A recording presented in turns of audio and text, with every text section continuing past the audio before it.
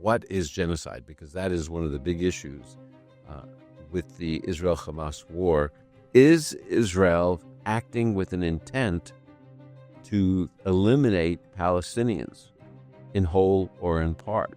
What does Israel do when they're about to go attack in a given area? If Israel did not have the intent to hurt civilians, why are there so many civilian casualties? And why are there casualties in war in the first place? So is Israel committing genocide?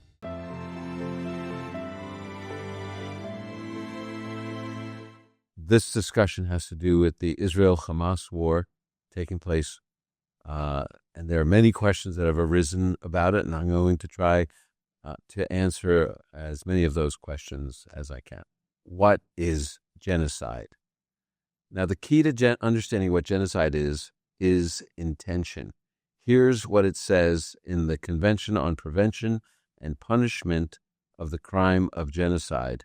It's killing and other specified acts committed with intent to destroy in whole or in part a national, ethnic, racial, or religious group.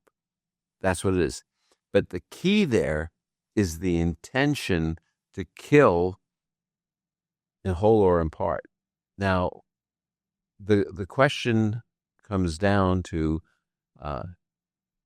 is there a genocide happening there? One of the answers, and I'm sure we'll have to talk about some others, is Israel acting with an intent to eliminate Palestinians in whole or in part?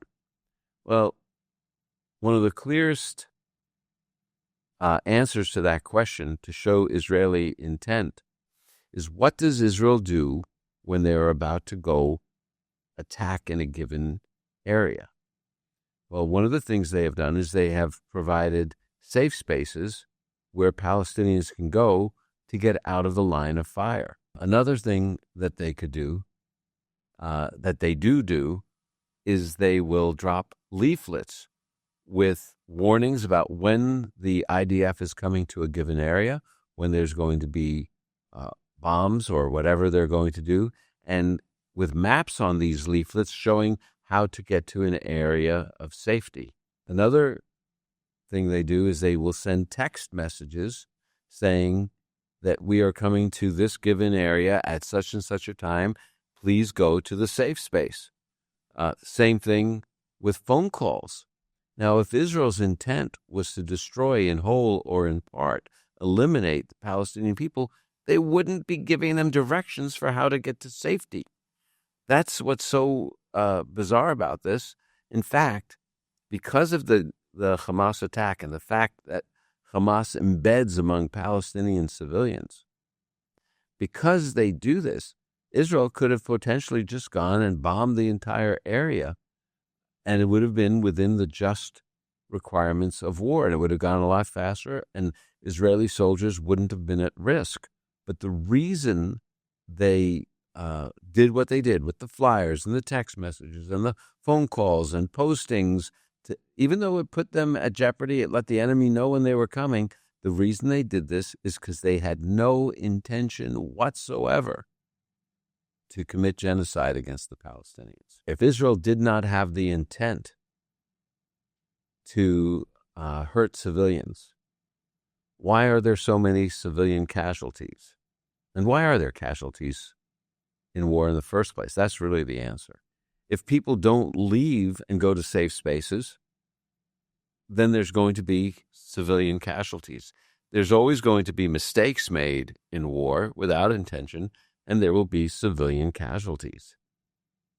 It is just a fact of war that there's going to be civilian casualties. There's also civilian casualties in this war in particular because Hamas embeds among civilians. They embed themselves with their tunnel system, what they call the Gaza subway, all these hundreds of miles of subway of tunnels that they built. They build them and use hospitals, schools, orphanages, They use any place that they can, even civilian homes.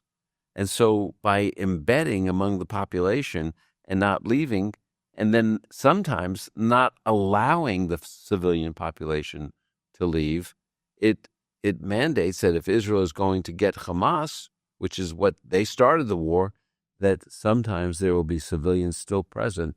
That's why there are civilian casualties. That's a fact of life. It is a terrible tragedy of war that there are going to be civilian casualties. That was the case also when we were in Fallujah, when we were in Afghanistan. Whenever we were engaged in battles with Islamic terrorists, the result that they always stay in the civilian population and use them as civilian shields, human shields. The result will be that there will be civilian casualties. In point of fact, the United States had far more percentage of ratio of civilian casualties to combatant casualties, far more civilian casualties in that ratio than Israel does in this war. Even though there is the sad fact of many civilian casualties in any close-quarter urban combat situation like the Israel-Hamas war, we have to also remember that Hamas has exaggerated the number of casualties. The Gaza reports are coming actually from the Gaza Health Ministry, but they are controlled by Hamas. So at this point, the numbers there are quite distorted. So, for example, it is reported at this point in August of 2025 that there have been 60,000 casualties of war. But they do not distinguish between combatants and civilians. That seems like a terrible mistake. And Israel has, as of January of 2025, 7 months ago, they identified that 20,000 combatants had been eliminated. Now, obviously, at that time, there was about 45,000 to 50,000 alleged deaths by the Gaza Health Ministry. So if the ratio has continued, it's probably safe to say that somewhere between 25 to 30,000 of those who have died of the 60,000 were actual combatants.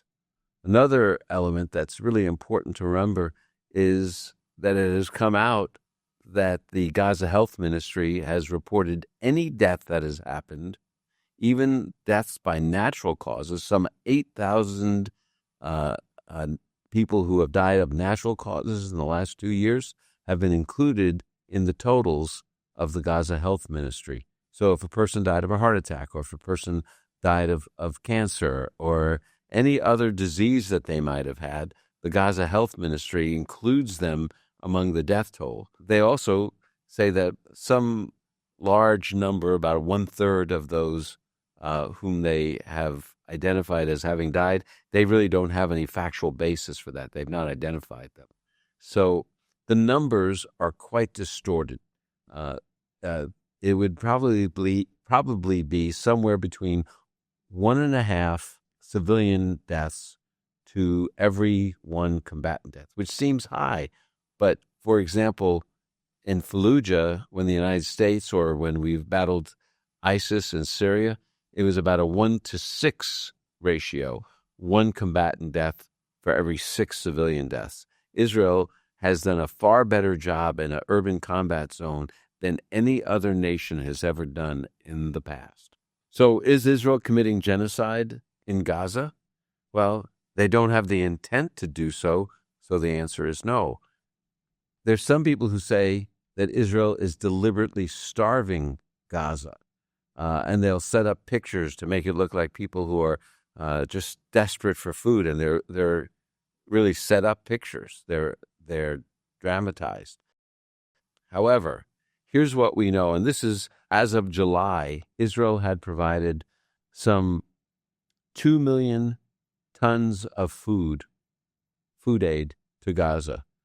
They've sent about 100,000 trucks into Gaza. with 10,450 pallets or more of food for Gaza's civilians. And just this day, today, again, it's August of 2025, today I read that the UN says that 85 to 90% of food aid that has been brought into Gaza has been stolen by Hamas. And so what Hamas does is they control the food aid so that they can sell it at obscene prices on the black market. And then what they do with it is they use that money to fund their war and pay their combatants to fight Israel. And so it is actually not Israel that is starving Gaza, it's Hamas.